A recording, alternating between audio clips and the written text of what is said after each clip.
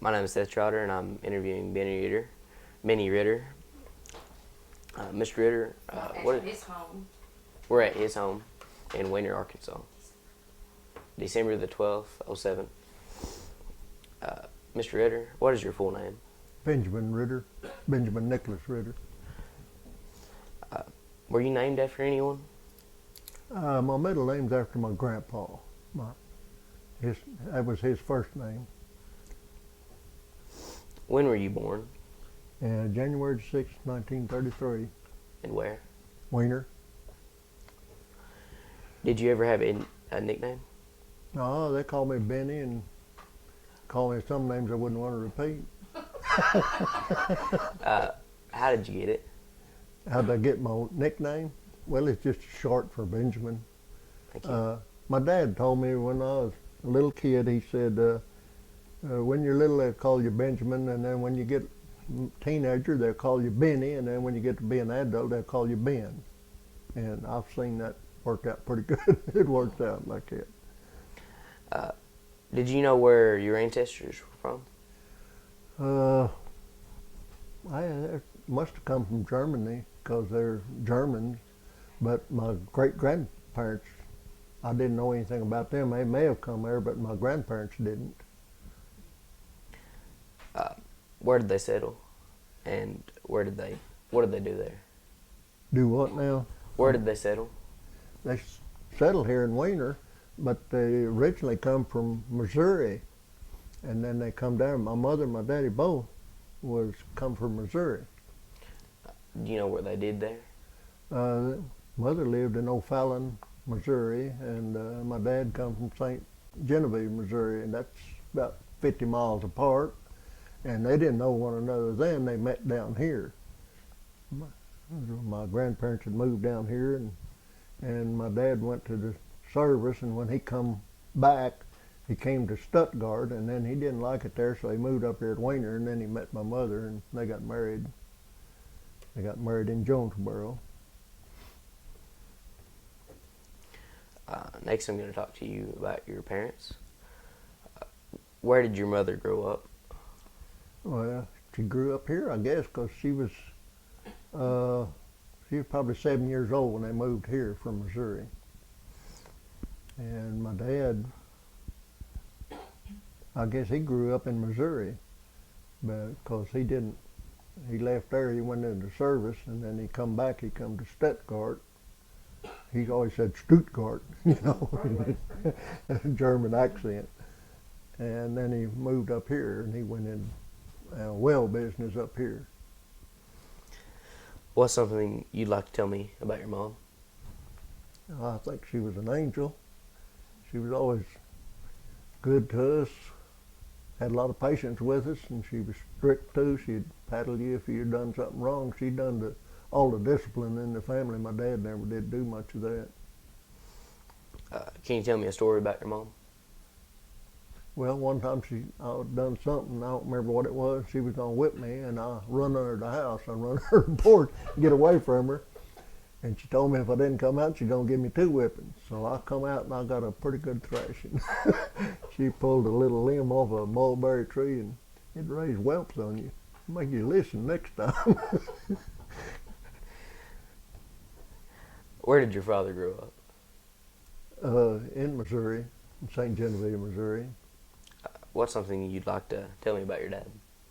Well, he was always good to us, and he always provided for us. We always had enough to eat, even though I was born right at the tail end of the Depression, but we still had enough to eat. Can you tell me a story about your dad? Yeah, one time we had a rooster that had chased another rooster, and he was going to break him from that, and I had a slingshot. I always had a slingshot, and he borrowed it from me. He said, "Let me see that. I'm going to shoot that rooster and break him next time he runs that other rooster." And he pulled it back, and he had his thumb sticking right in the middle, and he turned it loose, and that rock hit his thumb. I thought that was awful funny. He said a few choice words. Do you know where your parents got married? They got married in Jonesboro. How did they earn their living? Well, my mother never did work. She always was a homemaker. My dad worked. He first was in the well business, and I think he worked with Mr. Cart. And then he wasn't making too good at that or something, so he quit and he went to John Deere. He was a machinist. He run a lathe, and he'd do all that lathe work. I've seen him do some blacksmithing.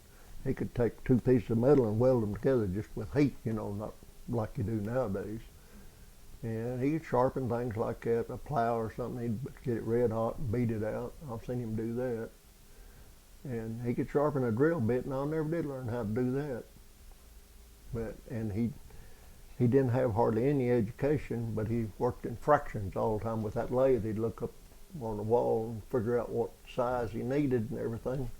He only had a second grade education, but he always was smarter than I was, and I never could figure that out. What are some important things you learned from your parents? Be honest and be trustworthy and keep your word. If you said something, you ought to keep your word. Don't have to have it in writing. Just keep your word. What were the names of your grandparents on your mother's side? Anna was my grandma's name, and Henry was Custer. Henry Custer and Anna Custer. Koester. What did they do for a living? They were farmed.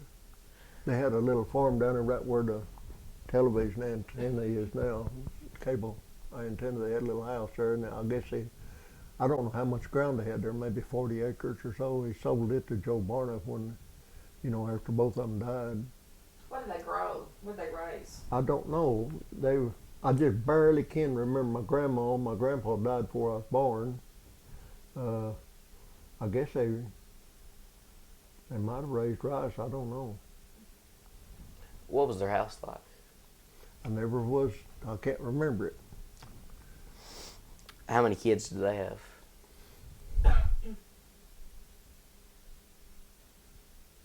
Must have been 4.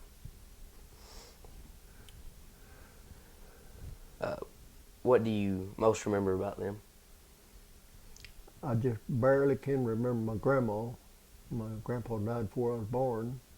I just remember her when she got old. She come to live with us, and I remember one time she was sitting there peeling potatoes, and that's about all I can remember about her. And then when she died, they laid her out there in the house. Back then, they didn't use a funeral home. I remember there was 2 sawhorses there, and they built a coffin, and I remember seeing her laid out in there. Can you tell me a story about any of your paternal grandparents? No. What were the names of your grandparents on your father's side? Ages of them. The names. Of who now? Your grandparents on your father's side? Your dad's parents. What was their names? Nick, and I don't know what her name was. His name was Nick. But I never did meet her either. I don't know what she even looked like. I've got a picture of her, but that's all I can tell you about her. What did they do for a living? I have no idea. What was their house like? I never was at their house. They was in Missouri. How many kids did they have? 10. Don't ask me their names now. Some of them I never did even see. I remember 1 or 2 of them may come down to visit. Lizzie was one of them, and Kate was one of them. Kate married a Schwartz. She was married to Hugo Schwartz's brother. Where was your dad and was he the middle child, the oldest child? Do you know? I don't know. He's around the middle someplace, because there was 2 younger than him. I know, Hank and Liz.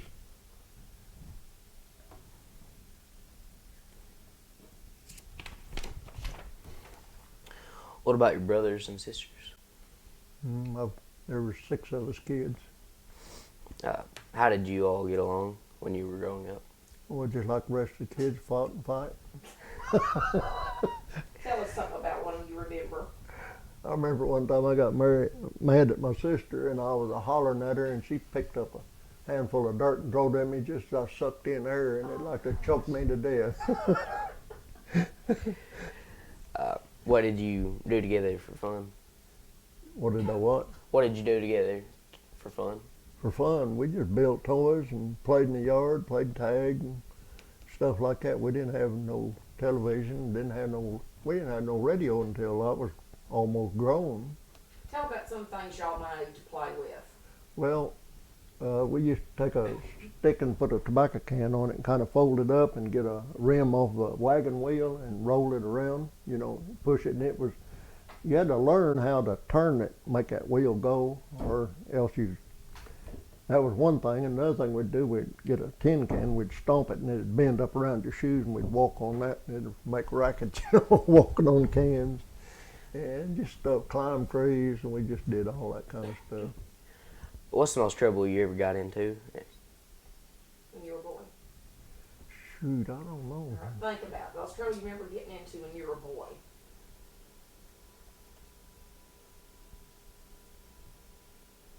I never did get in no real serious trouble that I know of. Just misbehave or something, get a spanking for that. But I don't know of anything I really done got in trouble.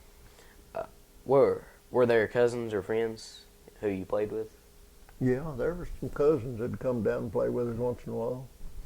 We did about the same kind of games, play hide and go seek, stuff like that, or ante over. Can you tell me about them? They were about like us. They was meaner than red-eyed wolf. Who were some friends you remember playing with in town? Oh, maybe C.P. Davis or John Swartz. We didn't have, they just didn't go around visiting very much back then. Tell me more about other people in your family. What do you mean by other people? Like, was there any older friends that your parents had that came over to the house a lot? Oh, yeah. Tell about someone like that you remember. There was an aunt that come over to see us all the time. She was a sister to my mother, and they'd come visit, and they'd quilt and stuff like that, together. And they lived out in the country out there, and we'd go out there on a Sunday once in a while, and that road was always rough. I remember one thing they used to say all the time, said, "You must have come out here on square wheels," the way it bounced. And they had some cattle out there. They farmed a little bit. I remember one time petting one of them calves, and he started sucking on my hand. I thought he was going to eat me up. It scared the fire out of me. Were there some of your relatives or family friends that people thought were strange or eccentric? Anybody strange in your family? I guess we all was. No, not really. No. What did the house you lived in as a child look like? It was just a 4-room house with bare walls, and later on we tried to paper the walls, but we have mixed up our own starch to put the paper on the wall. Sometimes put it on the ceiling, and up the next morning it all fell back down the floor, stuff like that. But it was just 4 rooms: a living room, kitchen, and 2 bedrooms, and upstairs. And us boys slept upstairs, and girls slept downstairs. Did you have electricity and appliances? What did you? We didn't have no electricity until 1948. What about water? We didn't have none of that until the city water come in 1960. Before we had any indoor plumbing or electricity, we talked them in notion of running electricity down to the house in 1948. Did you live there a long time, or did you move around? I lived there all the time until I went into service, and then when I got out, I come back, and then I stayed there until I got married, which is in '64. What did your mom cook on? Wood stove until we got you know, we got butane back in, it was around 48, 50, somewhere along there. We got a butane stove. And we had gas in. But we cooked on a wood stove, it'd be 90 degrees outside, and you'd have to stand by a wood stove and cook a meal. It was hot. Of course, it didn't bother us kids. We was outside. Do you remember the Depression? No, I was just born at the tail end of it. Only thing I remember, they still had the WPA system going, you know, where they give people work to do. And I remember they was building this road going out across Swan Pond, and they'd done it with shovels and wheelbars. They built that road, the basic thing out that way. With shovels and wheelbarrows. Yeah, they'd just shovel it up there. If they had to go get off a little ways, they'd put it in a wheelbar and put it up there. But it gave them work to do. You remember your mother talking about the Depression, or your dad? All I remember about it, they said that it was just tough times. You know, they didn't hardly have enough to eat. Couldn't find no work. You know, wasn't no work to do. What was your neighborhood like, or rural area that you lived? Well, it was the only house down there within 2 blocks of us. What did it look like? It was just a 4-room house, so like with green siding on the side of it, you know, rolled roofing on the side. Did you say you had some neighbors that were around your house, or were y'all the only house down there? We was the only house down there. Was there a lot of woods then? Not around the house. Okay, no. Oh, there was out it was, but no, we lived right over where you went a while ago. What about the difference in the way it looks now as far as the woods and stuff from what it was then? Oh, it's clearer now to what it was. Used to, you didn't go nowhere and you'd hit some kind of patch of woods, but you don't anymore, you know, it's just all cleared off. They really cleared a lot of it off around the 50s, 51s, and somewhere along in there they got the bulldozers going and they cut all this timber down. And about all you see now is on fence rows or ditch banks and stuff like that. Do you remember going shopping or with your mother as a child? Well, we did our shopping right here in Weiner. You know, there were stores here, grocery stores then, and we'd just go up there and get a week's supply at a time. What would she usually buy? Flour, oil, well, it'd be lard, flour, oil, and stuff like that. And the rest of the stuff we raised well, we had to buy a little meat because we didn't have hardly any, we didn't raise no meat. Didn't raise no cow or pigs or nothing. One time we had a couple of pigs, but that didn't go over too good. Too much trouble, it'd get out and everything else. What were the stores like? It was just regular grocery stores, you know. I'd call them, some of them hardware. I mean, they had nails, they had everything, you know, in there. What kinds of things would your mother usually buy? Oh, she's already done that one. Okay. Can you remember any stores or any stories your older family members used to tell? Stories. You remember any stories like the older people in your family used to tell that you remember hearing about maybe people in the past, or just a story they used to tell when they'd sit around and talk? Not one that would outstand, you know, or nothing to think of. Tell me about the first funeral you remember attending. The first what? The first funeral? My grandmother. You know, one I was telling you about, we laid out in the house.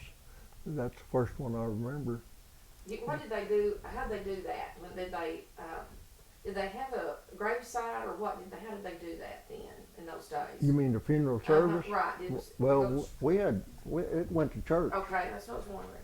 And went to church and had the mass there, and then we walked to the funeral and they'd said a few words there, and they dug the grave by hand back then too. They didn't have no backhoe. And my grandmother's grave is down there. I've seen it. My grandpa. What were some of your household rules? Household rules? You mean like your jobs you got to do, or? Yeah. Things like that. Well, we always had to pump the water and carry it in, and things like that. What else Yeah. did you have to do? What do you remember? Everything you remember doing? Well, we had to go cut wood all summer long to have enough wood for the winter time, you know, for the cook stove and the heating stove, because that's the only heat we had was wood. And it'd take about all summer to do that. How would y'all haul that? Well, I got a picture in here I'll show you after a while. Dad had an old car, Chevrolet, and he cut it off, the back of it off, the top of it off, and put a little wooden bed on the back of it. It was basically a car, and that's the only thing we used to haul wood in with. And that's the only transportation we had, and we didn't use it for transportation. We used it for carrying in wood, because we had to go plumb down to Joe Barnum's or down there, you know, on Wofford's farm, cut wood, and they'd let you cut all the wood you wanted because they was going to want to clear it up anyhow. So it was free wood. What did your family do to have fun together, even your parents? Just sat around and talk and stuff like that. There wasn't nothing to do, you know. Listen to the radio. When it got dark, you went to bed, and when it got daylight, you got up. There wasn't nothing else much to do. Did you ever have any family pets? Oh yeah, we always had dogs, and always had cats too. Did you ever use those dogs to hunt or anything?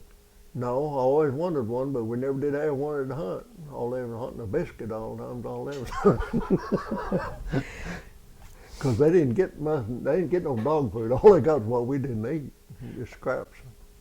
What kinds of dogs did you? They was all just cur dogs. They were just mixed breeds.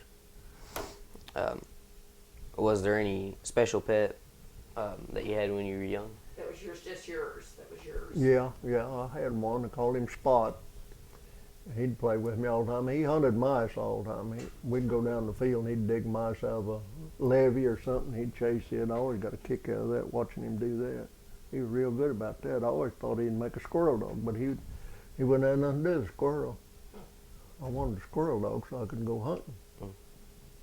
Did you hunt? Did y'all hunt? Yeah. You boys? Yeah, we always hunted, but we got ducks and squirrels and rabbits. And I remember one time Dad went with us, and he had an old double-barrel shotgun, and the thing was wore out.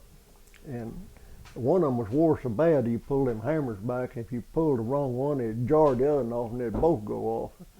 And he shot the rabbit one time, and it turned him about halfway around because both barrels went off. He pulled the wrong trigger.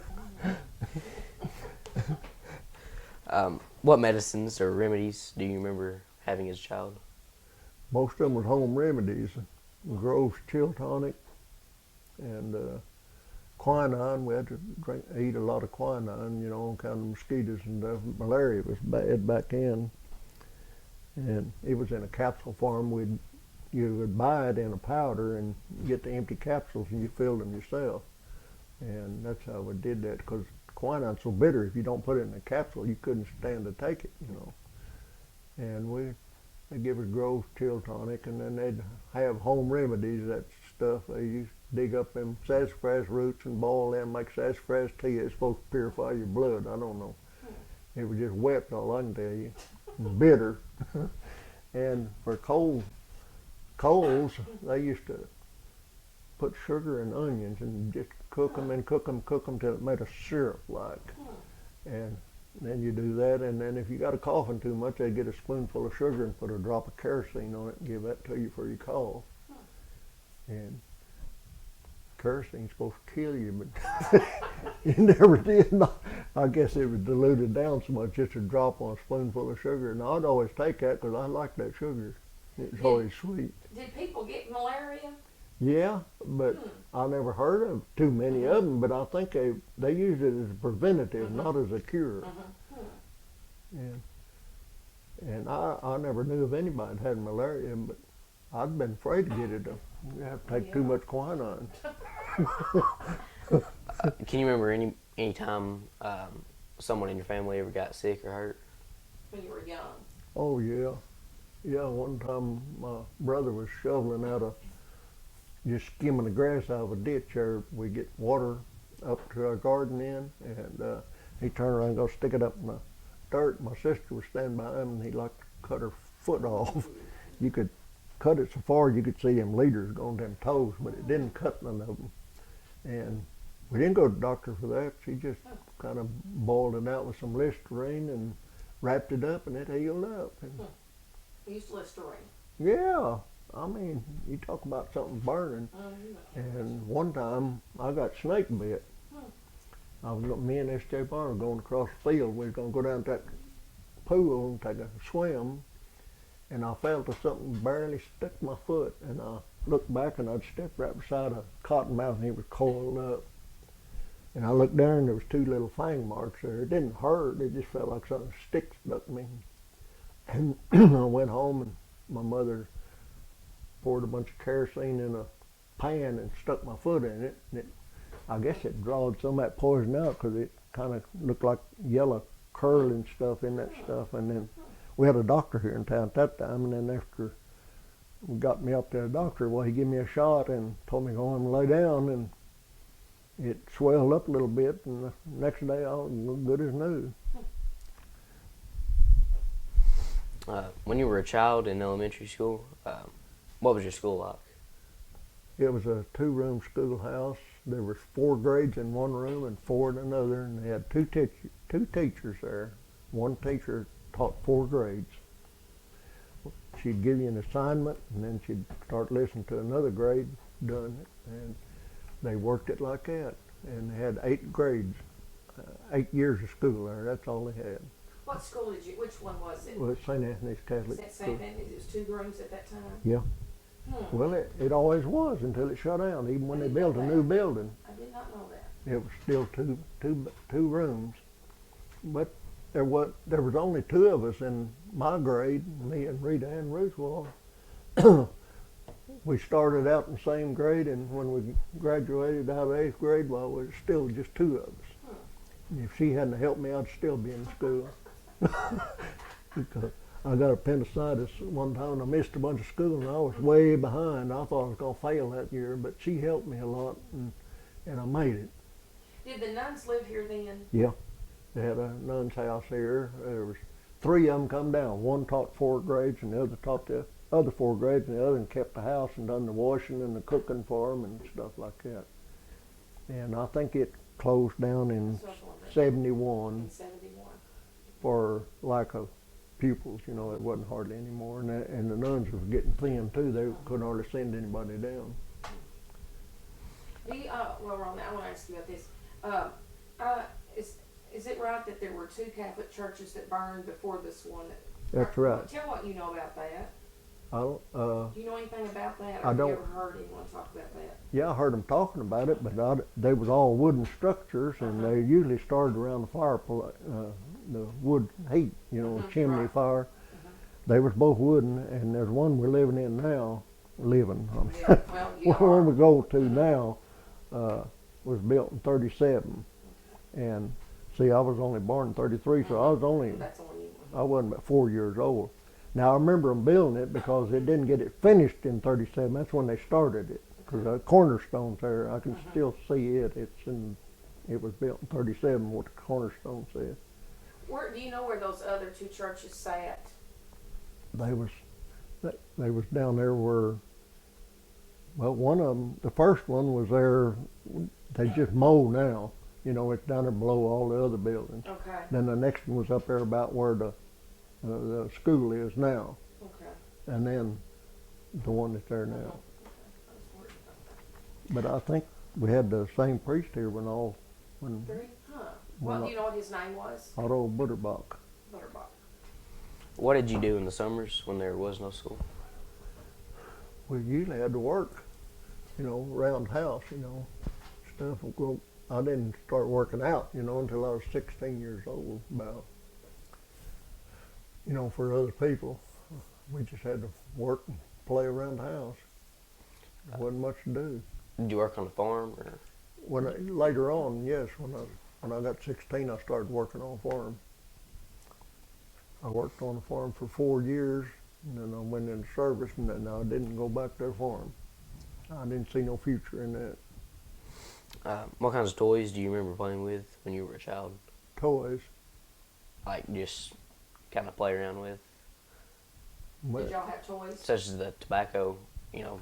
oh, well, the only other thing I think I got a caterpillar one time. You wind up and it'd run a little ways, you know, before it'd play out. We'd make it climb over things, but we built our own too. I spooled sometime, and a rubber band go through it, and put a crayon on one end where it'd be slick, and put a stick in it. It would crawl up there, and we'd even cut notches in them spools to make it look like it got lugs on the wheels. Just stuff like that. We'd make little darts out of a match, you know, tie a string on a straight pin on one end, split it on the end, put paper there for a guide, and you throw it and you know, make your darts like that and play like that. Did you have a special spot or hiding place as a child? A special what? A hiding place or a special spot? No. Place that you like to go play mainly? No. I guess under the porch, I guess dig holes or play in the dirt. I played under the house too. Yeah. I think all kids do if they can get under them. Nowadays, you can't get under them. Tell me about the oldest person you can remember knowing when you were a child. I guess Mrs. Henry Sitzer. I guess about the oldest one I can remember. That'd be Leonard's mother. What, that was Leonard's mother? Mm-hmm. Okay. Do you remember hearing any stories about Joe Bruner? About who? Joe? Joe Bruner? Bruner? Yeah. Yeah, I've heard stories about him. Tell just the stories you've heard, whether they're true or not. We just want to know what people Well, have I heard. don't know if they're all true, but Yeah, what have you heard? I've heard that, you know, he was so mean to his kids. He whipped them so bad, some of them died. And he was just mean, the way all I ever heard about him. And I've been to the cemetery out there and seen their graves, and they all, the ones that still marked says Bruner on it, you know, a kid or something. And some of them were young. But I've heard my dad say, you know, he heard that he was mean, you know. He was mean to them. Tell me about a friend you had when you were a child that you really liked. It'd be John Schwartz and S.J. Barnum's the two I run around with all the time. When I was growing up and when I was reading, I run around, they had access to a vehicle and I didn't. I couldn't go no place. We'd go get in bed and we'd go up Grundy swimming pool, a place like that. Tell me a story about spending the night away from home when you were a child. I don't think I ever spent a night away from home until I went off to school. That was in 47. I guess I went off to the Searcy, went to school, 9th and 10th grade down there, because this only went to 8th grade, so I went down there 9th and 10th. And then when I got out of 10th, I went to work. I quit. Where did you stay down there? Did they have a? They had a like boarding dorm? school. They did. It was a Okay. boarding school for boys. And they was from every place. They was from Chicago and Boston and Little Rock, and a lot of them, you know, they were just behind or something like that. You know, they have, or the families was busting up, and they'd send them to school there, boarding school and stuff like that. It really taught me a lot of things while I was down there, because you had to make your own bed, you had to pick up after yourself, and they assigned you a job. You know, either in the kitchen or the mess hall or something, and it really prepared me for the service. You know, it run a whole lot like that. They did their own baking there. They baked their own bread and sliced it, and I went there and helped them peel potatoes. They had an automatic peeler. It was just a round drum. It'd roll around, and it was rough on the inside, and they'd get all the skin off of it, and then they'd stop it because they'd just keep grinding potatoes up, and then all we had to do is pick the eyes out and put them in water to keep them from getting black. And I mean, we'd have a pot that deep and that big around full of potatoes just for one meal. I think there was 200 and some boys there. Wow. And it was the Franciscan brothers that taught it. They was from Ohio. And they was pretty strict. I remember one time I run off and left my coat laying on my bed, and I come back and to get it, and he'd done found it, and I had to stick my hand out, and he warped it with a stick, you know, and it reminded me to pick it up with that hand, you know, and I never did forget my coat no more. How often would you get to come home? Well, you could come home any weekend you wanted to when school wasn't in, but I didn't come home too often because I didn't have the bus fare. Right. And it was pretty expensive to go down there, and we didn't have the money to go down there, but Father Bud about talked to him, and I got to go for $10 a month. You know, that's room and board and everything, you know. And it was hard for my parents to pay for that even. Were your lessons hard there? Were they difficult? Well, yeah, I was a slow learner. I always had trouble with everything. English, I never did understand any of that. Math, I could do fair on that. And spelling, but I'm about to forget how to spell now. How did your family celebrate Thanksgiving? Oh, we always had a big meal. We either had a baked chicken or something and stuffed with dressing, or if we went hunting and we got a duck, we'd have a duck or a goose or something like that. And she'd make dressing. That I still love that dressing. If you bake it on the inside, it's different than that kind you just mix up and put it in a pan and bake it. It's a lot better. What do you remember doing on Halloween? We didn't do nothing for Halloween. They just didn't do much for it. The older boys would get out and do a bunch of mischief, you know, and we'd see the results the next day, you know, and the outhouses would be turned over and things like that. They'd turn them over. I remember one time they said somebody was going to guard theirs, and they was in it, and they turned it over door down.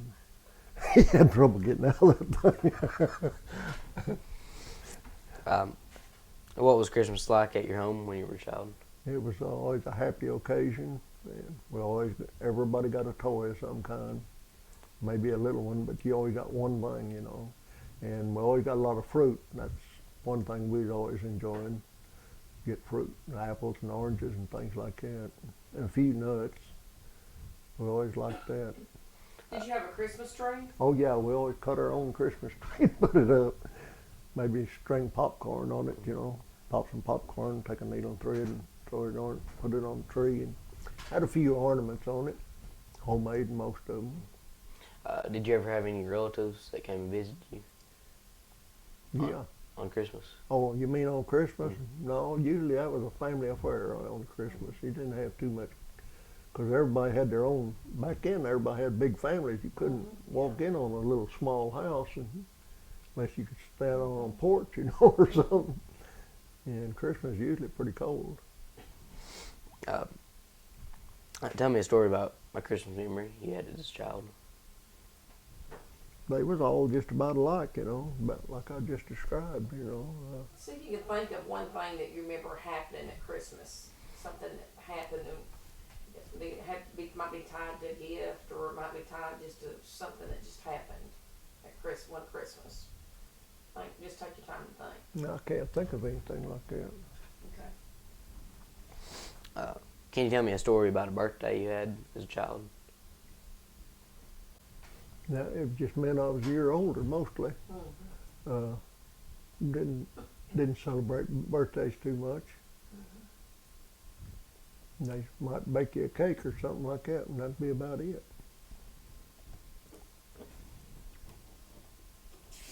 That's the way everybody was. These kids don't understand that. I never did have no birthday party. Who was the first president you remember? Franklin Roosevelt. What was one thing you remember most about him? I guess because he started things rolling again. Things started getting a little better after he was in there. He had a lot of programs, you know, to start to give people work and things. And I remember when they attacked Pearl Harbor, I remember hearing his speech.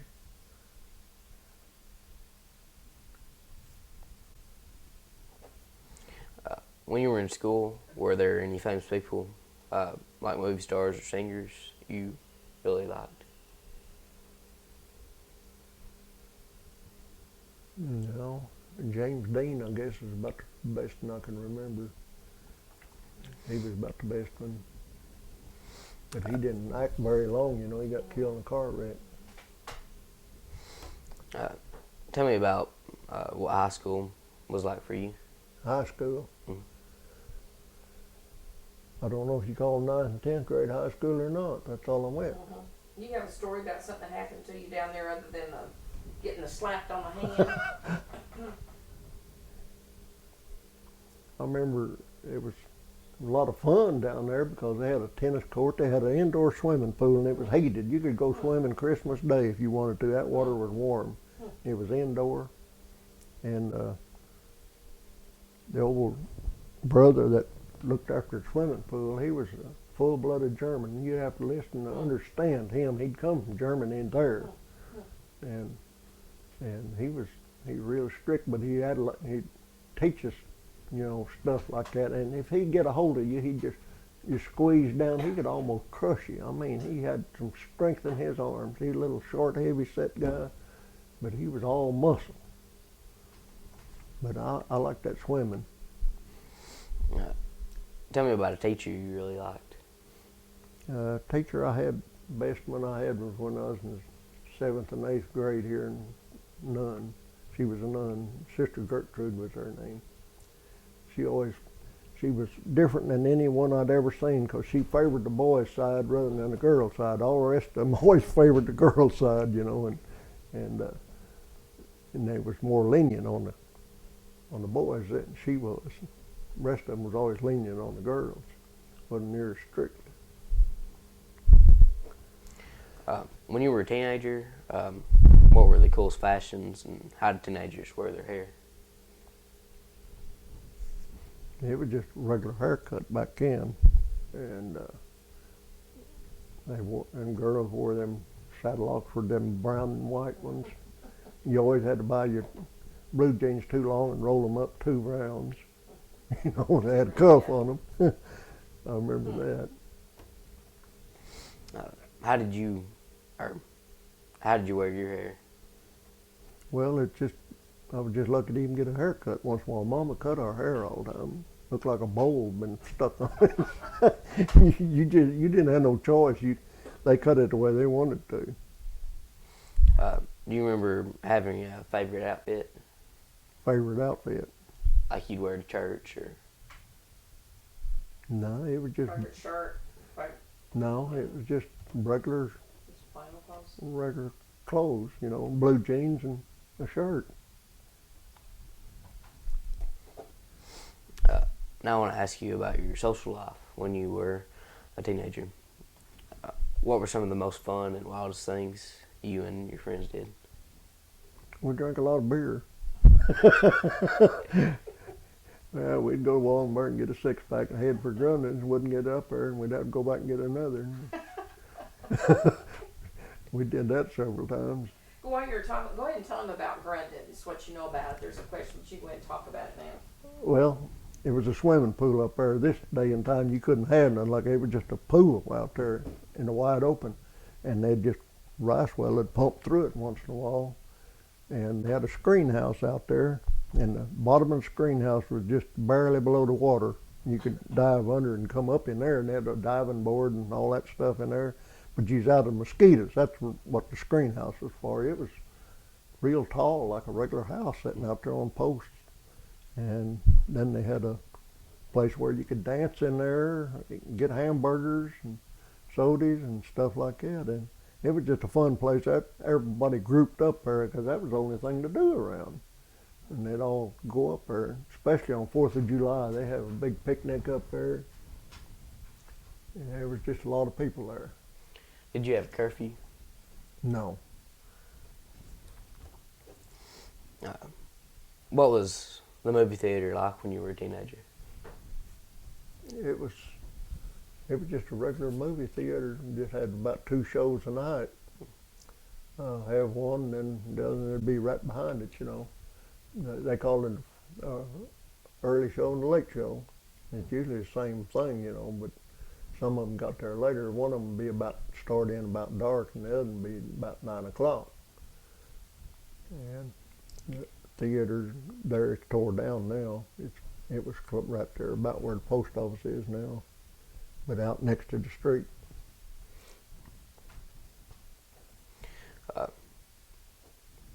Oh, was it called the Majestic or the Victory Theater. Louis Sisler started that, and wasn't nothing done. It was during the Second World War when he started that, and I think it cost a dime to go to a movie. And people would be lined up waiting on the ticket office to open up and be down the sidewalk because that was the only thing to do, you know. And everybody was lined up. Usually, mostly westerns, about all they showed. Did the black people go during those days? Yes, but they had to go upstairs.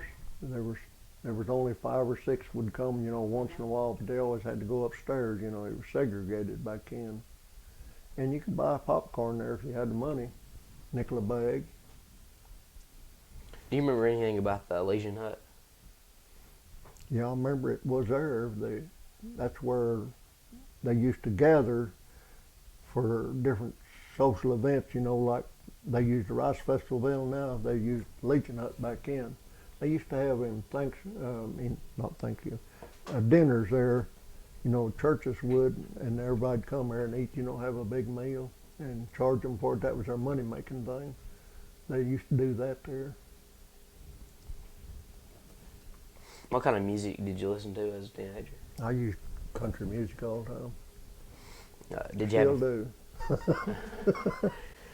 Did you have a favorite singer or band? No, not really. I just liked them all. Can you remember having a favorite song?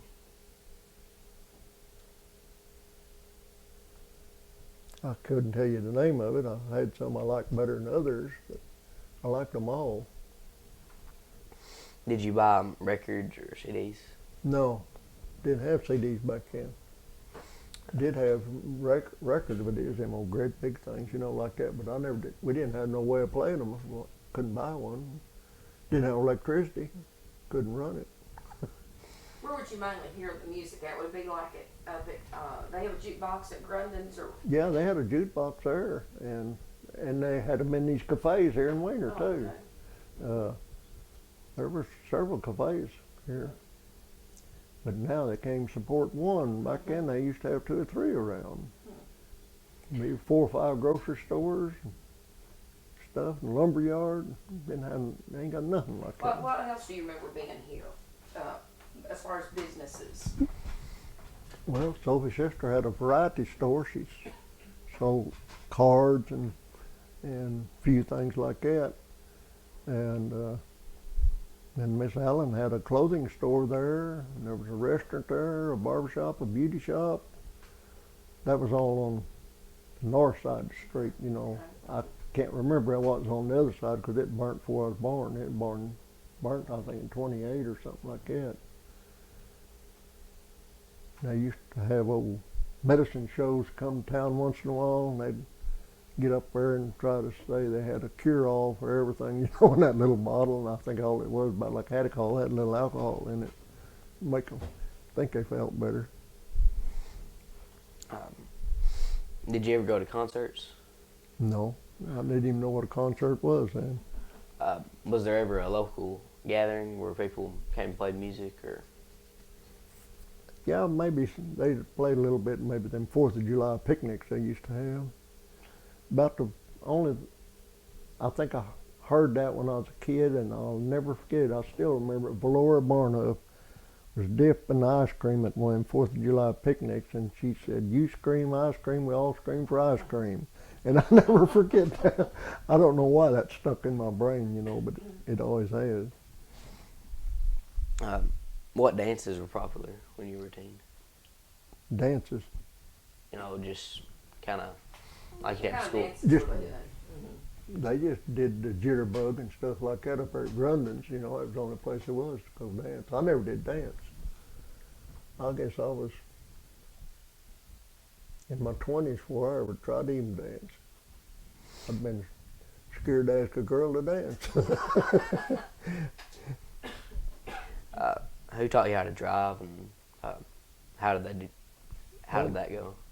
My dad taught me how to drive. It was a Model A 35 model, but it was up in the 40s then. But I learned how to drive so I could drive a truck when I went on the farm. And back then, you just went over and applied for a license, and they give it to you if you was old enough. I think you had to be 16, and you walked in there and told them you're on a driver's license, and they wrote it out. Tell me about what you remember about the first car you owned. The first what? The first car you owned. First car I owned was a 51 model Chevrolet. I gave $300 for it. And it was just a coupe. It had been government went around and graded rice, and it just had a front seat, didn't have no back seat. It just had a platform back there where you carried your samples. And they auctioned that thing off, and I just got out of service, and I had saved up 2 years. I saved up $300, and that's what I bought that car with. I flat broke again. And but I drove that thing for a long time. I had to overhaul the motor the first thing, you know, because it was wore out. Back then, a motor didn't last about 50,000 miles, and it had about 70 something on it. And my brother overhauled it for me, and I run it for a long time. I've only bought one new vehicle in my life, and that's when I got on the mail route. I had to have something dependable, and I bought a Ford pickup. That's the only new vehicle I ever bought in my life. The rest of the time I've always bought used vehicles. Let somebody else get the new war off of it. And it's so much cheaper that way. And I could always usually fix them, you know, if there was little something wrong with them. Nowadays, they become so complicated you can't fix them. You got to have testers and everything. But back then, you know, you put gas and fire to it and it'd run. Nowadays, and it don't work that way. It's got to go through a computer and all this stuff. And don't know how to work on them, and I'm too old to work on them anyhow. But I run that pickup for 15 years on a mail route. Never. How many miles did it have on it? When I got rid of it, it had 435,000 miles on it. Now, I put 3 different motors in it. When the motor would wear out, that's the only thing that ever wore out on it.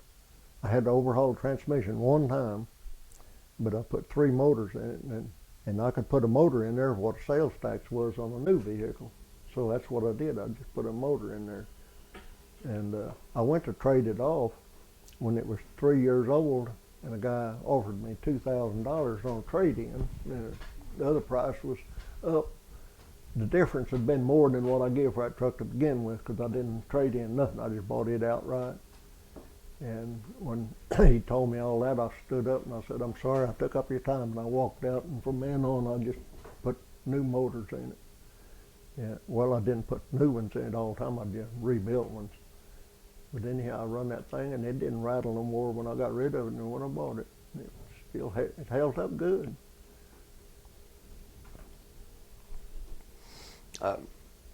What is your most vivid memory about World War II? About what? About World War II. War stories. World War II. I got a question. We'll stop this just a second.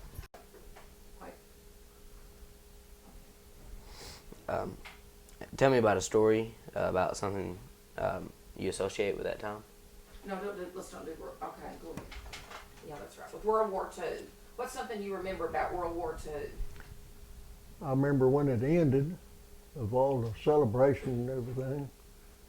You know, everybody was dancing in the streets and hollering and throwing confetti, and you know, I seen it, pictures and stuff in newspapers. Because we didn't have television then. We didn't have television until '54, I think. They got one while I was gone in service.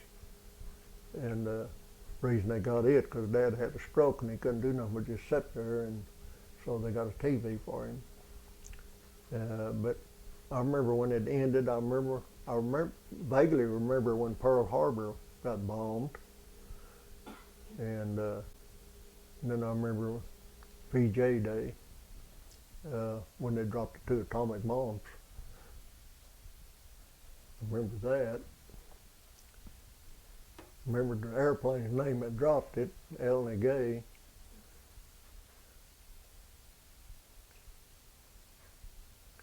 And I had a brother that was in service during the Second World War, but he never did get overseas except in Aleutian Islands. He went over, you know, they thought they were going to come on and get the Aleutian Islands out there in Alaska. And that's where they put him, but he never did see no action that I know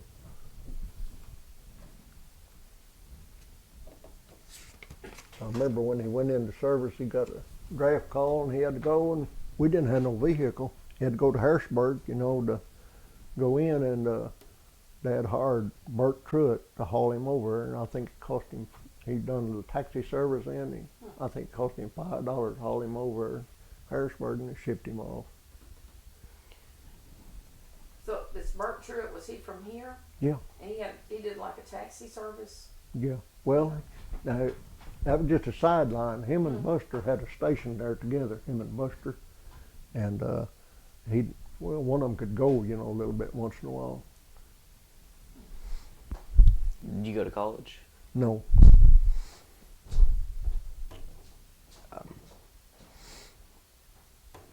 Who had a big influence on you when you were a teenager? I guess them nuns kind of set me straight more than anything. Tell me about an object you have other than photos that's very important to you. I've got an old gun that my uncle had. I'm kind of proud of. What does it look like? It's just a little single shot 22. I've had it refinished and reblued and everything, and I've just kept it just for remembrance. It's a Remington 6. You know, they put numbers on them, each model. It's a Remington 6, so you can know about how old it is. Remington, I don't know what their number is now, but it's way on up there. What did you do after high school? Well, I never finished high school. Well, after you got out of the 10th grade. Well, I worked on the farm. I worked there 4 years, and then I went into service. Got drafted. I didn't go on my own. We'll talk about that in one of my questions. How did you meet your husband or wife? My wife? Or, Well, I just, she was working in a cafe there, and I saw her there, and I asked her if I could take her home after she got off work, and she said no. And somebody else kind of put in a word for me, and I said, I'll just take you home and let you out. Nothing else. I took her home, straight to her house, and just opened the door for her and let her out. So the next night she said, "You gonna take me home tonight?" And I said, "Yeah." And about 2 weeks, I proposed to her. Tell me about when you got married.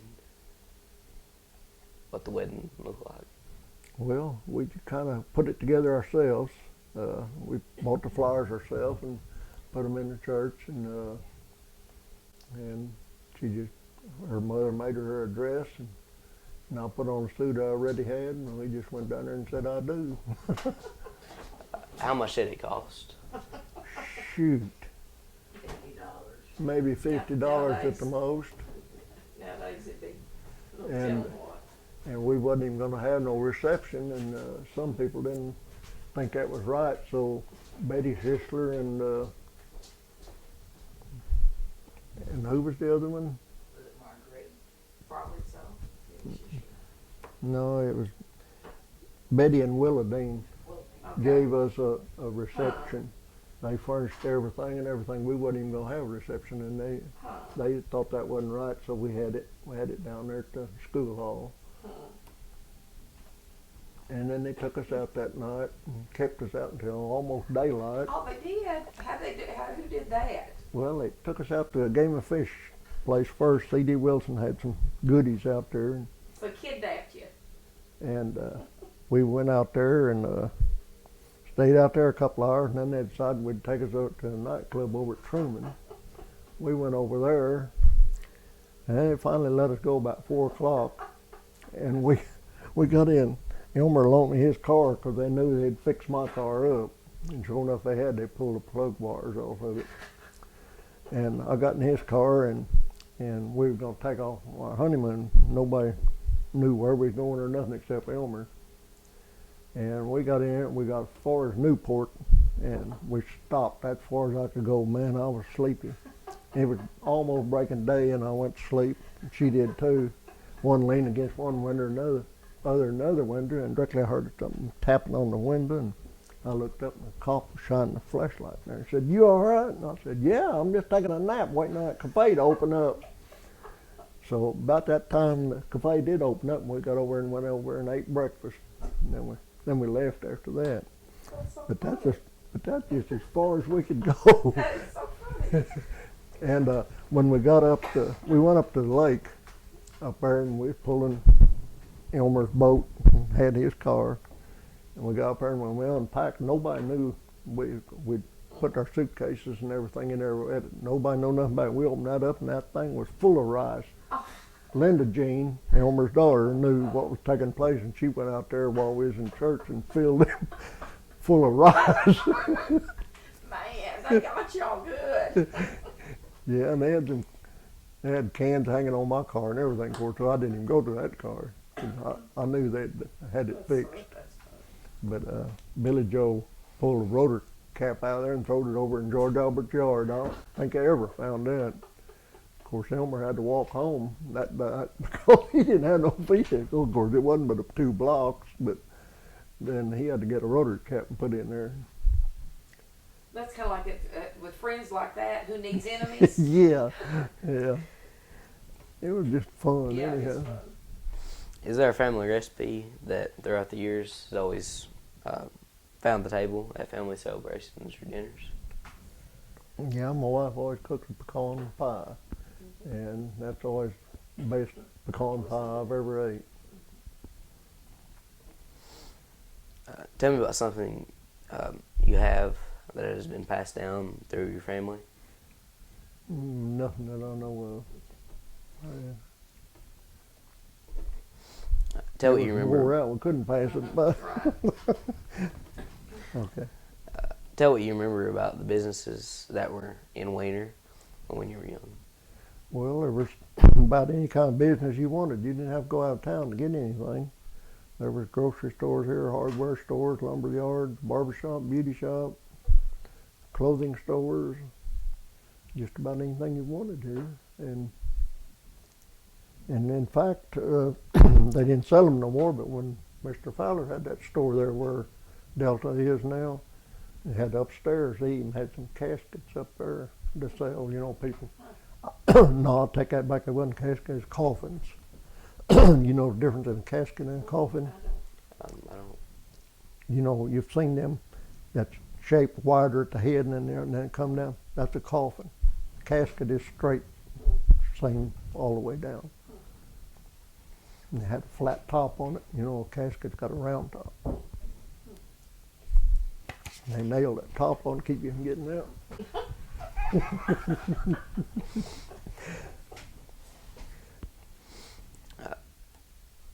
Tell me a story about what you remember in grocery stores. What was in them? What was in there that you don't have nowadays?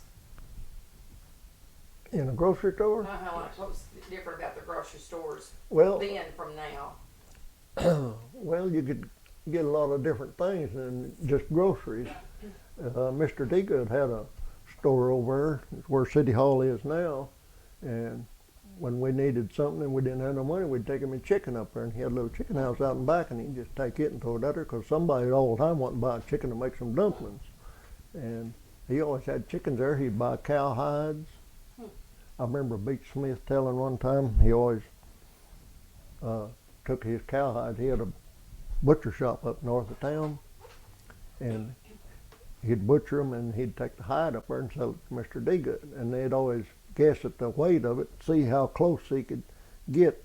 He paid on the weight on a cowhide, and Beach said he always beat me. So one time I stopped over at Freeman's store and I weighed that thing, and I went over there and was going to let him see if he could guess that, and she said let him guess first, and he guessed the exact weight on it, and he said I give up. He was real good about that guessing and stuff. What would Mr. Degood do with those cow hides? I guess they sold them for, for leather. I guess somebody come by and picked them up. But he had chickens back there or ducks. If you want to trade at barter, why, he'd do that. Tell me about the first television you remember seeing. First television I ever seen, there was a GE shop here in town. Mr. Huber had it, Franklin Huber. And he'd leave them playing at night facing a picture window, and you could walk there on the sidewalk and look in there and watch it. And it was all black and white. But it was amazing to me that they could get a picture to go through there. You know, I didn't understand all that stuff. Of the inventions or discoveries that have been made in your lifetime, which has been your favorite and why? Them shooting them rockets up to the moon and that space station and stuff. That I was always interested in that. That amazes me how they can do some of that stuff. How do you know that road? You just think about that world's turning and that thing's moving up there, and they have to figure it out exactly how they can meet up there. It's amazing to me how they can do that kind of stuff. Other than World War II, tell me about what has been your biggest world event of your lifetime. Biggest what kind of event? World event.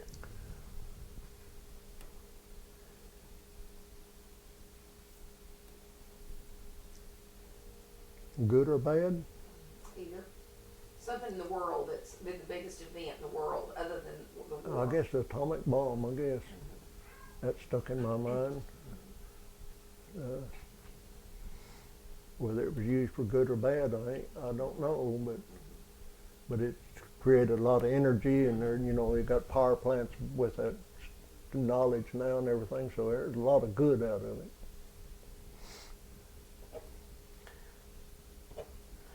Although most people don't find to pat themselves on the back, what is something you've done or accomplished in life that you were proud of? I guess to make a living for my family. It's about the best thing I can think of, and event I built, I guess I helped build his house. That's another thing I wanted to tell you about. This house used to sit on the other side of town. It belonged to Sam Berger. And they had a fire and they totaled it out.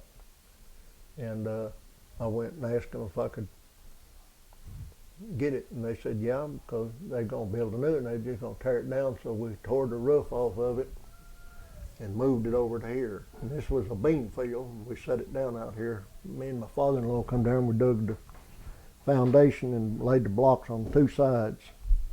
That truck went through it and set it down on here.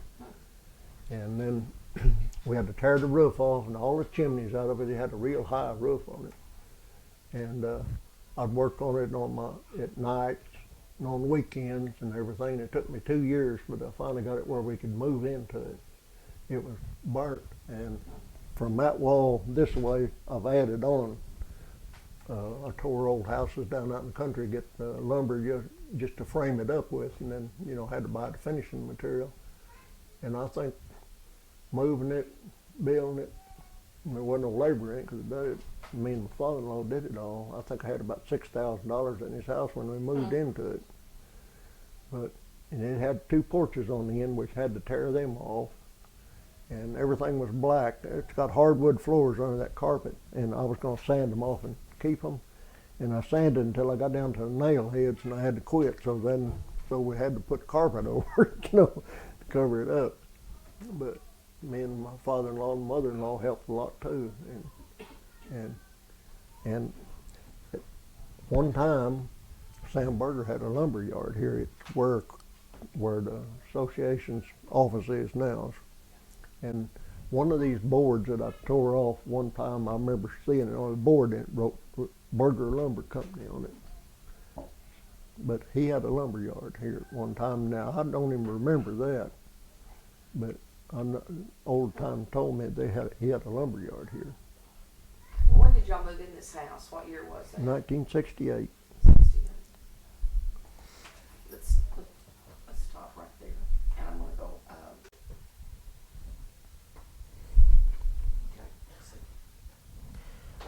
My name is Seth Trotter, and I'm interviewing Benny Ritter at his home in Winter, Arkansas, December the 12th, 2007.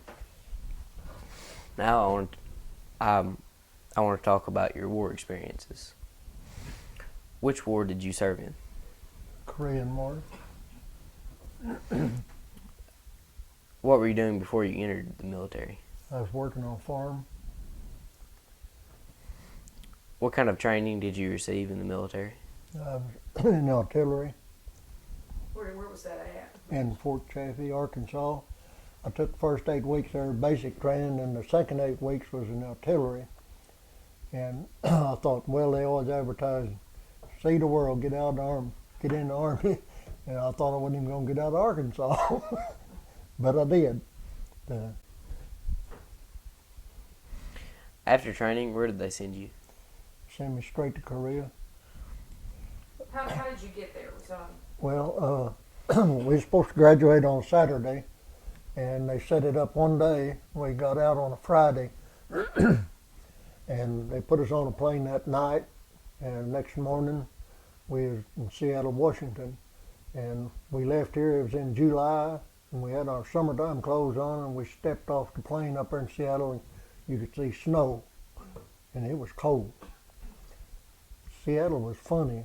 We stayed there 3 days before they put us on a ship, and in daytime it'd get up around 80 degrees, and at nighttime you'd have to have 2 wool blankets over you. There was that much temperature change. What area of Korea did you arrive in? What now? What area of Korea did you? Incheon, Korea is where I lived.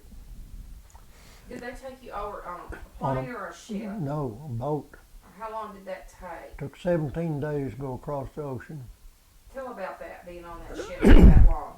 Well, we went to bed that night. We was just pulling out, and the next morning I woke up and everybody was running to the head up there. They was throwing up. They was seasick, and I laughed at them. I said, "We ain't even out of Puget Sound yet. Here they are sick." And I slid out of bed, and when my feet touched that floor, up it come. I was sick as they was, and I was sick for 3 days and nights. But when I got over it, then I kind of liked that rocking around. But first 3 days was tough. And the only way I finally got it stopped, I got the mess hall and I ate some oatmeal. It was real sticky and everything. Not even put no sugar, no nothing on it. Swallowed it like that, and it stayed down. And then from then on, I could eat. What did y'all do to occupy your time on that ship? They tried to give everybody a job they could, and I wound up in the butcher shop. And it was down at the bottom of the ship, and I liked it there because it didn't rock around near as much. And our job every morning was to cut up enough meat for that day. And I remember one morning we cut up 17 whole goats, sawed them up. And I said, "Boy, the guy's going to eat good today." And he said, "Oh no, this is just for the officers." So it took 17 whole goats for just to feed the officers that one day. Do you have any idea how many were on that ship? There was a little over 3,000 on that ship.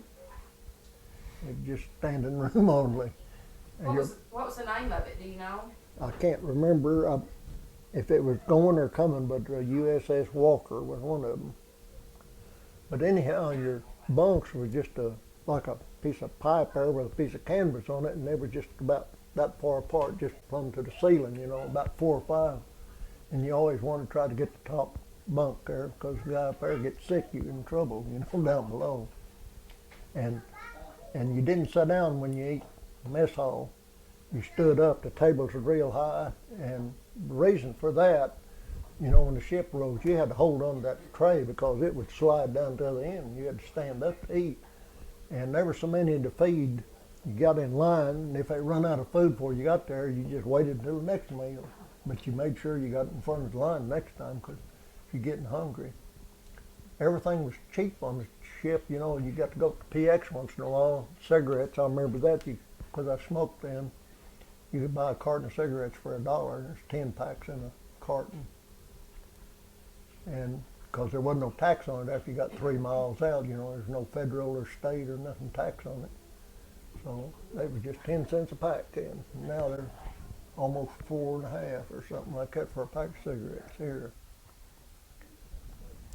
Did you see combat when you arrived? Not actual combat. No, they stopped fighting before I got over there, and that you've heard of DMZ, demilitarized zone, each side backed up. I think it was a little over 2 miles and a quarter, that wide was. But we was up there, and you could take binoculars, and you could see them over on the other side. They was doing the same thing we was doing. They was practicing all the time. And on artillery, see, you sit back here, and then your forward observers up here on top of the hill to see what you're shooting at and tell you which way to go. But you could sit on top of that hill with binoculars, and you could watch them at Panmunjom when they were still working on the peace treaty. And you know, you could see it, officers over there and everything. You couldn't make out what they were doing inside the building, but you could see the guards, you know, and swapping guards and stuff. But we were just a little ways from that. Maybe we was probably about 3 miles from it, but a forward observer, you know, it is up there pretty close. And our job was, if they started back up, there was a bridge there across the MGM River, and we had our guns trained on it. If they ever started back, we were supposed to blow that bridge out. But they never did start out while I was there. There was only just small skirmishes, you know, violations and stuff, and I never did get into that. I never did see no real combat. Tell me a couple of your most memorable experiences from the war. Over there, when I got over there, we was real short-handed, and you was catching guard duty every other night. When you pull guard duty, you're on 2 and off 4, and you don't get much sleep. But I worked it around, and I finally got a promotion. I got to be a corporal, so I got to be the officer. Over the guards. So my job was to sign them their post and check on them once in a while. And one time an officer come around and he caught one of my guards asleep.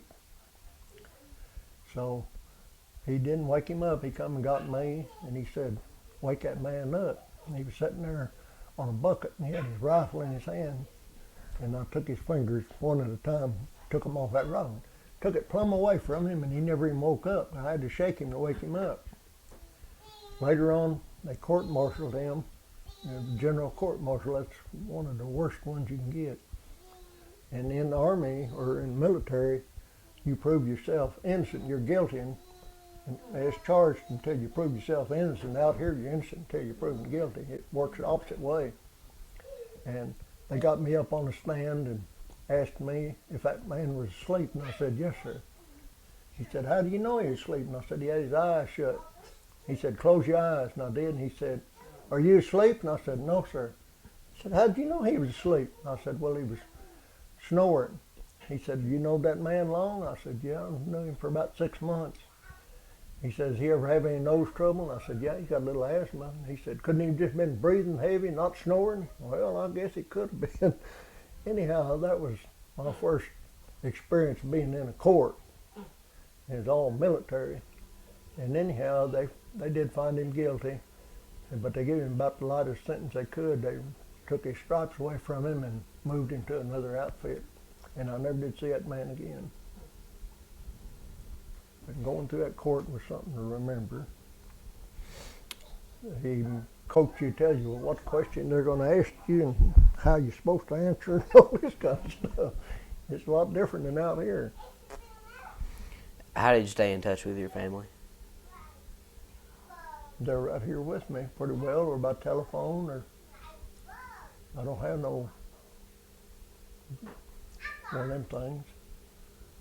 When you were over in when you were in Korea, how did you stay in touch? Letters Just only. letters? That's another thing I want to tell you too. When you was over there, at that time yet they were still under war conditions. All you had to do on that right-hand corner, write free. You didn't have to have no stamp. Because all the money you got, you bought stationery or soap or something like that at PX. You didn't have no frills or nothing. Because they furnished your clothes and your food. And we drawed $78 a month. And I sent 40 of that a month home. That's the only time I ever saved money in my life. Made the least I ever made. But anyhow, that's how I got that $300 to buy that car. But and then they always had the Red Cross in line. They'd want a donation, after that. you didn't have but just enough to buy a few little things.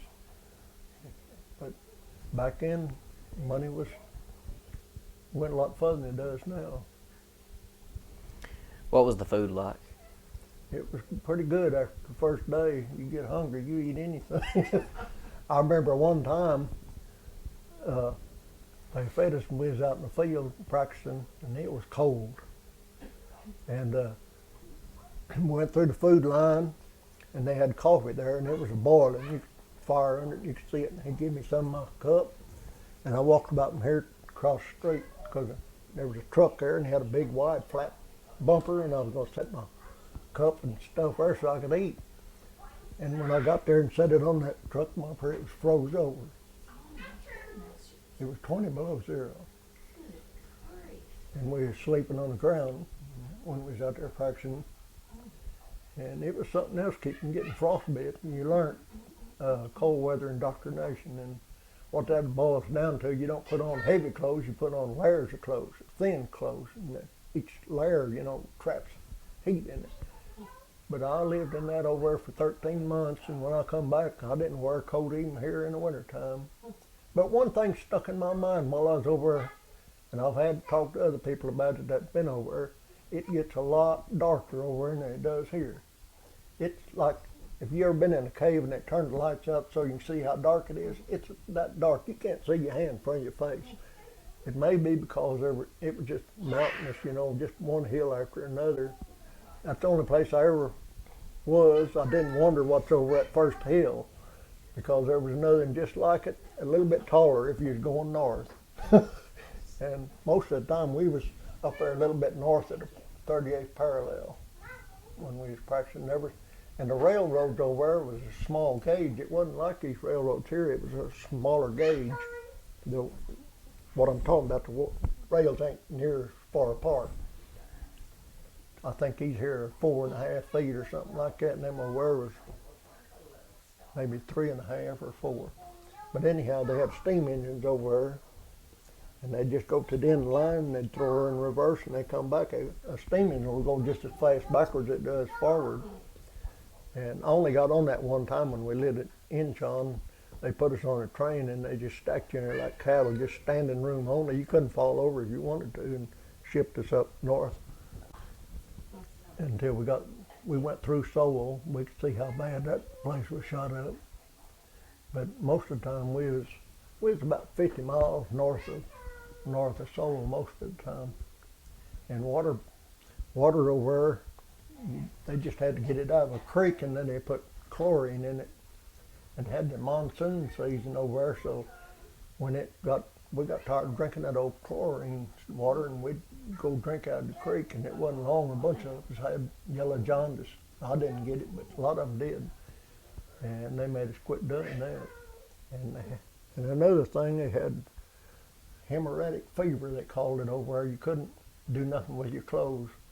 When you washed them, you had to put them in a dip and let them air dry, because there's some kind of bug that'd get in there. Because when we come back, they stripped us, took everything away from us, and give us one set of clothes to come back on.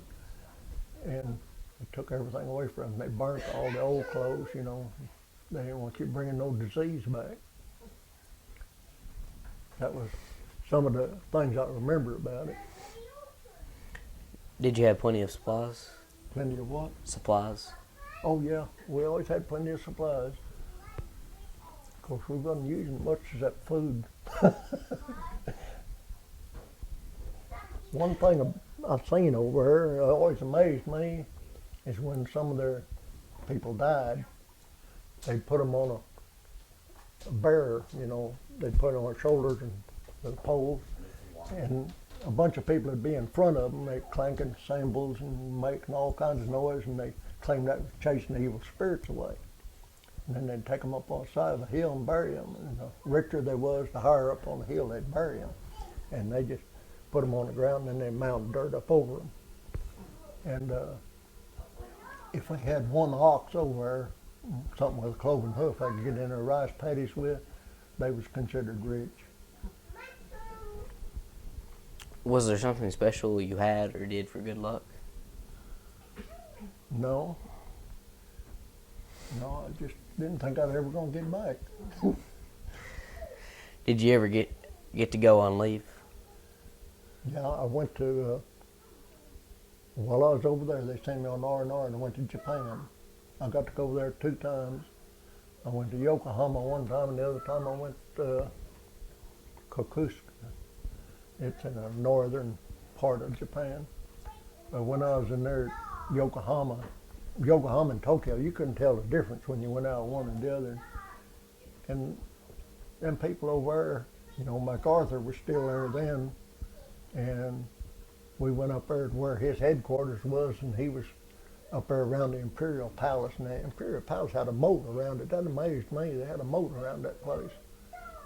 And you couldn't hardly run into anybody that spoke any English back then, so you used sign language, and you'd be surprised how you can get along with sign language people. And their trains in Japan amazed me. There's electric trains. You'd get on that thing, and that door would shut, and it just whoosh, and it was gone. Man, they were fast trains.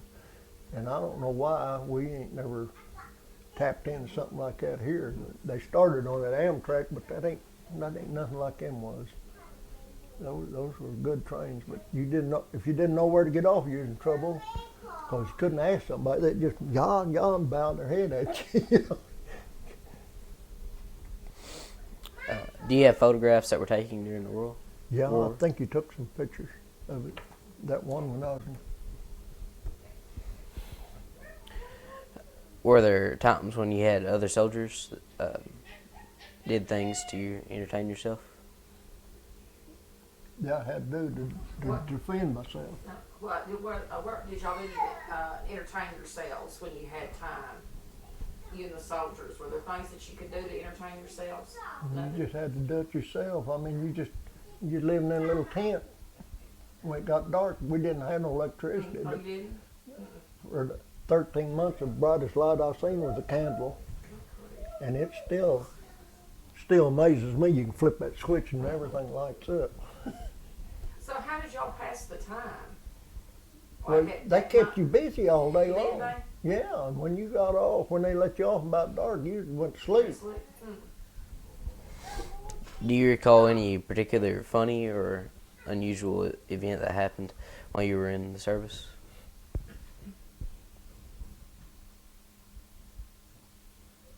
Yeah, I remember one time I was going to sneak out, and a guard seen me. It was an officer. All he had was a pistol. And I took off running, me and another guy. And I thought we was really running, and he shot over our heads with that pistol. We picked up a bunch of speed. And then we jumped in our bed. And they come through to a bed check. And it was hard to not be a huffing and a puffing when he come by and check. And I thought that was funny how we got away from him. We run first and we hid under a big truck. And then he didn't know which direction we went because it was dark over there. And then when he went someplace else, we took off and went back to our tent. And he never did catch us. Tell me about an officer you remember having. Do I remember any officer? One that looked over you, or Just tell about an officer that you remember. I remember an officer I had over me. He was from Fort Smith, Arkansas. His name was Cook, Lieutenant Cook. And I went up to become a sergeant, and they had to interview you. And I went up, and he was one of them, and a bunch of them. And he never did act like he liked me very much. But anyhow, they asked me all questions about my job, and I just rattled them all off. And the last question he asked me, he said, "Are you going to re-enlist?" And I said, "Not no, but hell no." And I didn't make the promotion.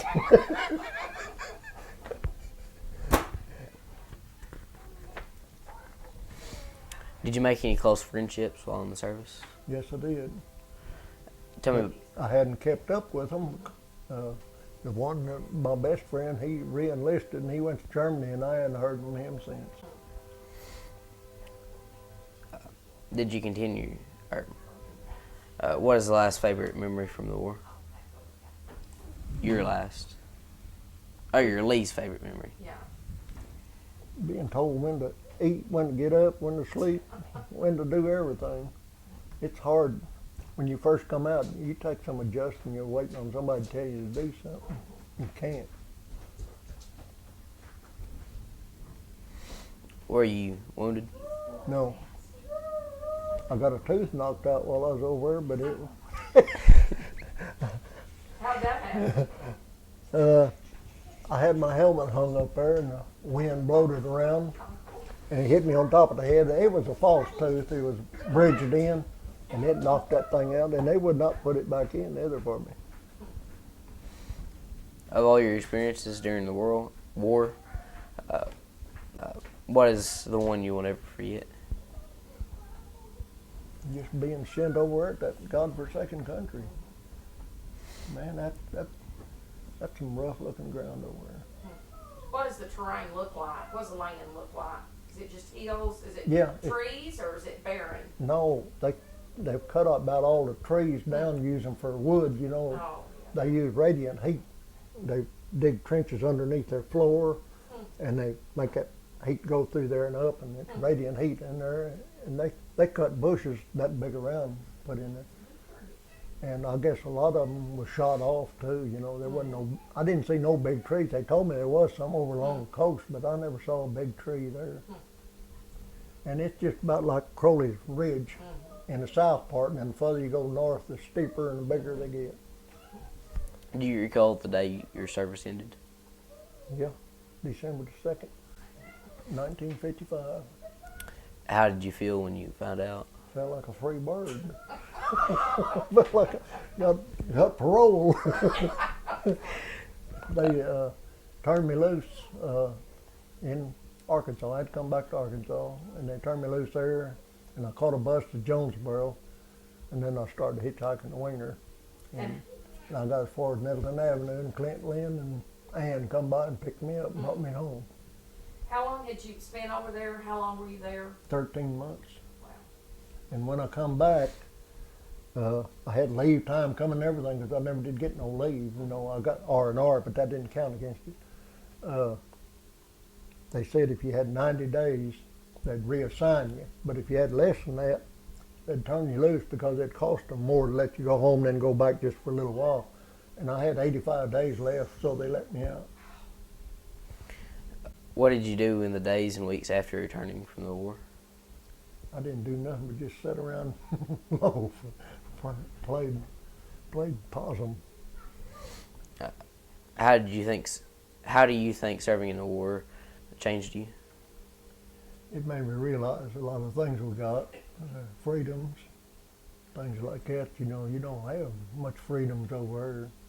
The people over there don't either.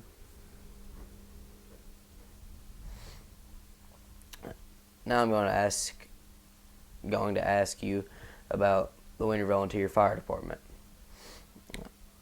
Tell me what you know about its beginnings. Well, it was organized in January the 15th, 1960. That's a charter, when we got a charter, and then I was a charter member. And Elmer Cooper was the chief, and I was the secretary when it started out. And that's one of the assistant chiefs. And then when Elmer retired, I become chief, and I was chief for 6 years until I got on at post office, and then I had 26 years in, so I quit. How'd that come up? I mean, who decided, or how'd that come up that they decided they were going to try to do that? Well, they didn't have no water before. That's when the city water come in, and they said, now we can have a fire department. You know, before they just had a little old chemical tank they pulled around, and then they had a old Army tank truck with a tank on it, but just had one little tank of water. But when we got water in, why, Fred Dudley said we need to have a fire department. Elmer was on the city council at the time, so they appointed him to form it. And when they come from Little Rock to organize this, why, we voted on it and everything and elected him to be chief. And me and Frank Foster was the two assistant chiefs. How did you get the money for the first fire truck? Or how did they get the first fire truck? The first fire truck we got through the salvage place at Little Rock. It did belong to Jacksonville Fire Department and it burnt. and they didn't fix it up. They got a new one, and the city found out about it. So some of them went down there to see about it, and they just laughed at us. Or I wasn't one. They laughed at them because other towns was in line for it, and they said you was way down the line. Guy French was a representative at that time, and they went and called him on the phone, and directly that guy come out and he said, "Put that tag on that Wiener truck out there." And they got it and brought it home, and we had to fix it up. We had to rewire it and repaint it and all that stuff. Tell me a story about something that happened to you while you were in the fire department. Good or bad? Both. Good. When we worked hard, and when we partied hard. And we had a lot of picnics and things like that, you know, and had a lot of good social things. It was a lot of fun. The bad thing is picking up a body when it's burnt. That's the awfulest smell you ever smelled. You can't get rid of it. You even wash the inside of your nose to get it off the hairs. But it takes about 2 months for me, and may have been not that for other people, but it takes 2 months for me. You think you forgot about it and get a spoonful of beans, and by the time you get it to your mouth, you can smell that smell in the beans. Imagination. I helped pick up 2 different ones that burnt, and it was bad. That was worse. Floyd Gillespie's wife was one of them, and wasn't nothing left but a skeleton and little meat here on her buttocks. But she must not have been dead when the fire got to her, because her spine was, she was on her stomach when they found her, and her head was raised way up, you know, and it was just skeleton. And we got a board under her and drug her out because there was still hot fire there, and then squirted her down, and then rolled her over and squirted the other side because the grease was cooking out, you know, and still a burning. But that was the worst thing I ever did. I've got a question. From the beginning of the fire department, how much? I mean, I know we're really one of the best ones around. What are you most proud of from what you've done what you did on the fire department? What are some things that happened that you think you're proud of? Just to get the basic things going, you know, getting it started, getting it organized, and getting a little equipment. And we begged people for money and stuff like that, and had spaghetti suppers and things like that. But some people really supported us good.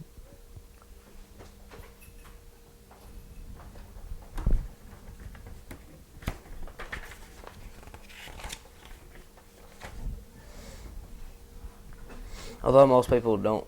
Oh. Tell me about the biggest lesson that life has taught you. A lesson that would help a young person live a better life. Just to be trustworthy and honest, and don't be lying. Just keep your word.